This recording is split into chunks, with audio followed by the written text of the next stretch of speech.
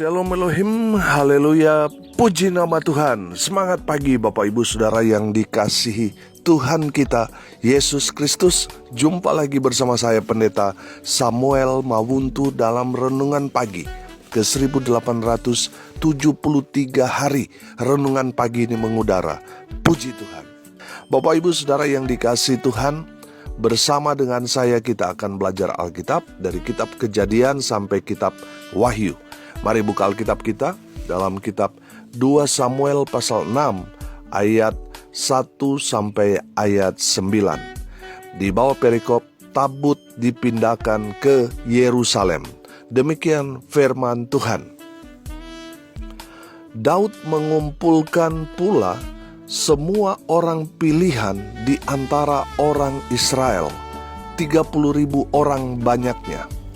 Kemudian bersiaplah Daud, lalu berjalan di Baale Yehuda dengan seluruh rakyat yang menyertainya untuk mengangkut dari sana tabut Allah yang disebut dengan nama Tuhan semesta alam yang bertahta di atas kerubim. Mereka menaikkan tabut Allah itu ke dalam kereta yang baru setelah mengangkatnya dari rumah Abinadab yang di atas bukit. Lalu Usa dan Ahio, anak-anak Abinadab, mengantarkan kereta itu. Usa berjalan di samping tabut Allah itu, sedang Ahio berjalan di depan tabut itu. Daud dan seluruh kaum Israel menari-nari di hadapan Tuhan dengan sekuat tenaga, diiringi nyanyian, kecapi, gambus, rebana, kelentung, dan ceracap. Ketika mereka sampai ke tempat pengirikan Nakon, maka Usa mengulurkan tangannya kepada tabut Allah itu, lalu memegangnya karena lembu-lembu itu tergelincir. Maka bangkitlah murka Tuhan terhadap Usa, lalu Allah membunuh dia di sana karena keteledorannya. Ia mati di sana dekat tabut Allah itu. Daud menjadi marah karena Tuhan telah menyambar Usa demikian hebatnya. Maka tempat itu disebut orang Peres Usa sampai sekarang. Pada waktu itu Daud menjadi takut kepada Tuhan, lalu katanya, bagaimana tabut Tuhan itu dapat sampai kepadaku? Amin. Bapak Ibu Saudara yang dikasihi Tuhan, hari ini kita akan belajar kenapa Tuhan sampai murka dan membunuh Usa. Perhatikan ayat 6 dan ayat 7. Ketika mereka sampai ke tempat pengirikan Nakon, maka Usa mengulurkan tangannya kepada tabut Allah itu, lalu memegangnya karena lembu-lembu itu tergelincir. Maka bangkitlah murka Tuhan terhadap Usa, lalu Allah membunuh dia di sana karena keteledorannya itu. Ia mati di sana dekat tabut Allah itu. Apa kesalahan Usa sampai Tuhan membunuh Usa? Yang pertama saudara, perhatikan di ayat 7 di sana dikatakan keteledoran. Saudara, apa itu teledor? Dalam Kamus Besar Bahasa Indonesia, teledor itu lalai, tidak melaksanakan tugasnya dengan baik. Saudara ingat, Usa ini adalah orang pilihan. Kalau dia ada di ring satu tabut Allah, berarti dia memang hidupnya benar. Dia dipilih untuk menjadi orang yang ada di sekitar tabut Allah itu. Dia bukan orang sembarangan. Tetapi pada saat itu, kesalahan Usa, dia lalai. Dia tidak melaksanakan tugasnya dengan baik, sehingga tabut Allah itu tergelincir. Saudara yang dikasihi Tuhan, dengar ini baik. Kalau saudara dipanggil Tuhan untuk melayani Tuhan, jangan lalai melaksanakan tugasmu untuk pekerjaan Tuhan itu. Jangan lalai, karena akan berakibat sama seperti Usa. Makanya saudara perhatikan, ada banyak orang melarikan diri dalam panggilan pelayanan. Apa yang terjadi dengan mereka? Tragis kan? banyak yang kena sakit, banyak yang kena murka Tuhan dan sebagainya. Kenapa? Karena lari atau lalai melaksanakan tugasnya. Bapak, Ibu, Saudara yang dikasihi Tuhan, kalau kita boleh dipercaya melayani Tuhan, jangan teledor, jangan melalaikan tugas yang Tuhan sudah berikan kepada kita. Haleluya. Yang kedua, usah ceroboh. Apa arti ceroboh? Tidak sopan, kurang ajar. Karena dia apa? Saudara lihat di ayat 6 di sana. Ketika mereka sampai ke tempat pengirikan Nakon, maka Usa apa? Mengulurkan tangannya kepada tabut Allah itu, lalu memegangnya karena lembu-lembu itu tergelincir.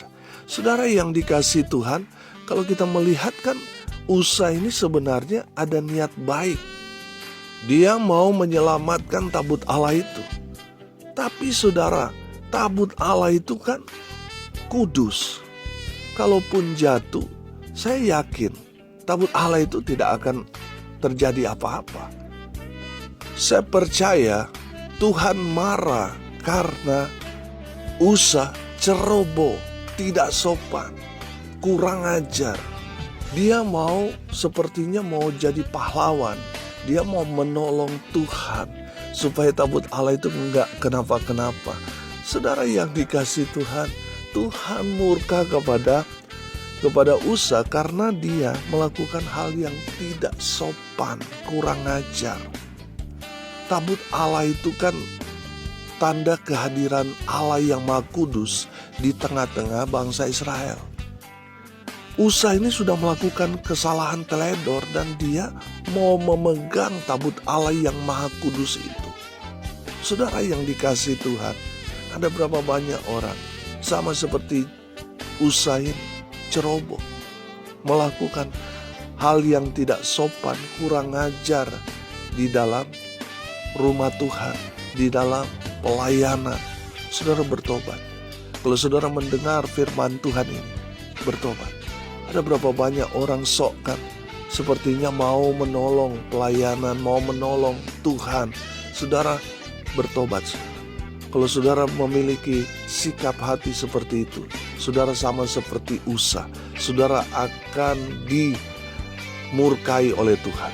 Kalau saudara ceroboh, tidak sopan, kurang ajar di hadapan Tuhan. Saudara yang dikasihi Tuhan, hari ini kita belajar dari Usa. Kenapa dia dimurkai sampai Tuhan membunuh dia? Karena kecerobohannya, tidak sopan, kurang ajar di hadapan Tuhan. Yang ketiga, apa kesalahan Usa sampai Tuhan murka dan membunuh Usa? Usa ini pandang enteng. Saudara yang dikasihi Tuhan, dia tadi kan tidak melaksanakan tugasnya dengan baik. Dia ceroboh, dia itu pandang enteng. Dia tidak mencegah, dia tidak mengawasi ini perjalanan ini ketika mereka membawa tabut Allah itu. Dia pandang enteng, dia nggak akan terjadi apa-apa kok, aman. Nah ini yang bahaya. Ketika kita merasa aman, kita akhirnya pandang enteng, saudara. Akhirnya apa? Terjadi hal yang tidak diinginkan. Bapak, Ibu, Saudara yang dikasihi Tuhan, kalau Tuhan mempercayakan kita satu pekerjaan Tuhan, jangan pandang enteng. Amin. Lakukan itu dengan sungguh-sungguh. Perhatikan semua aturan, lakukan sesuai dengan rule, dengan aturannya. Amin. Bapak, Ibu, Saudara yang dikasihi Tuhan, ada berapa banyak orang ketika melayani Tuhan tapi tidak dengan segenap hati. Sudah pandang enteng, sudah. Karena mungkin dia merasa ini pekerjaan yang hari-hari, setiap hari saya kerjakan. Ini pekerjaan yang sudah rutin saya lakukan. Sehingga apa? Kehilangan kasih. Sudah sepertinya saya sudah ahli kok di bagian ini. Dan dia tidak mengerjakannya dengan hati. Hati-hati, saudara. Tuhan tidak berkenan dengan orang-orang seperti itu. Tuhan mau saudara dan saya melayani Tuhan dengan kasih, mengasihi Dia dengan segenap hati, dengan segenap jiwa, segenap kekuatan kita, akal budi kita. Amin. Dengan segenap hati. Bapak Ibu Saudara yang dikasihi Tuhan, jangan sampai kita melayani Tuhan kita pandang enteng, saudara. Kita juga pilih-pilih, kalau dia orang kaya, kalau pelayanan itu di sana dapat amplop, dia pergi sudah melayani. Tapi kalau yang undang jemaat miskin, yang biasanya tidak dapat makan, tidak dapat amplop, mulai saudara pilih-pilih, mulai pandang enteng. Saudara, banyak orang itu seperti itu. Kalau diajak pelayanan di tempat-tempat yang kering, yang susah, yang gak ada amplopnya, saudara, jarang orang mau, saudara. Tapi kalau diajak di pelayanan keluar kota, waduh, banyak orang yang mau ikut, saudara. Itu namanya pandang enteng. Saudara, bertobat. Saudara yang dikasihi Tuhan, mari kita belajar dari firman Tuhan ini, supaya kita gak kena murka Tuhan.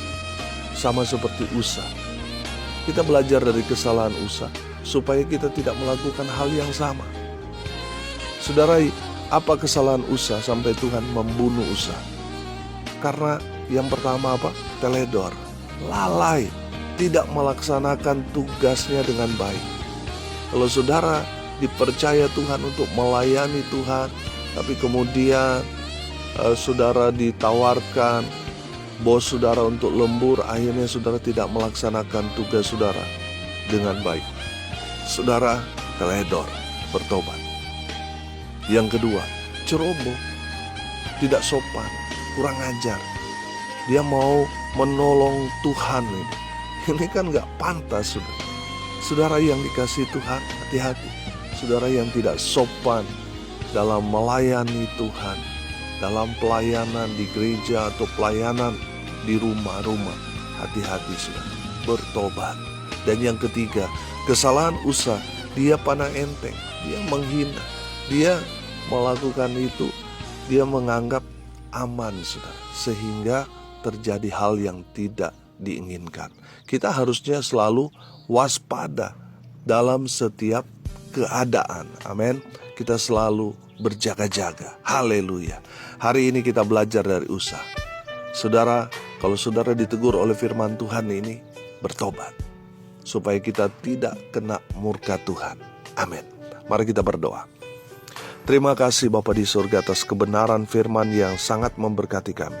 Berkati semua pendengar dimanapun mereka berada, supaya mereka belajar dari Usa dan tidak melakukan kesalahan yang sama. Hamba berdoa, biarlah semua pendengar dimanapun mereka berada, kuasa firman melawat mereka dan memberkati hidup mereka. Kehidupan pribadi, rumah tangga mereka, usaha pekerjaan, pelayanan mereka diberkati oleh Tuhan Yesus. Mereka yang sakit disembuhkan, mereka yang lemah dikuatkan, mereka yang saat ini sedang berduka cita diberikan penghiburan, kekuatan yang datang dari Tuhan. Hamba berdoa, biarlah berkat Tuhan terus mengalir kepada semua pendengar. Bapak Ibu Saudara yang dikasihi Tuhan, arahkanlah hatimu dan terimalah berkat dari Tuhan Yesus. Tuhan memberkati engkau dan melindungi engkau. Tuhan menyinari engkau dengan wajah-Nya dan memberi engkau kasih karunia. Tuhan menghadapkan wajah-Nya kepadamu dan memberi engkau damai sejahtera. Di dalam nama Tuhan Yesus, sumber segala berkat. Bapak Ibu Saudara yang percaya, diberkati Tuhan, katakan amin. Puji Tuhan. Bapak Ibu Saudara yang dikasihi Tuhan, kalau saudara merasa diberkati melalui renungan pagi ini, bagikan juga kepada saudara-saudara yang lain, supaya mereka juga diberkati, karena untuk itulah kita dipanggil untuk jadi berkat. Salam kasih dari Pulau Nusa Lembongan, Bali. Saya Pendeta Samuel Mawuntu. Sampai jumpa besok pagi. Tuhan Yesus memberkati kita semua. Haleluya.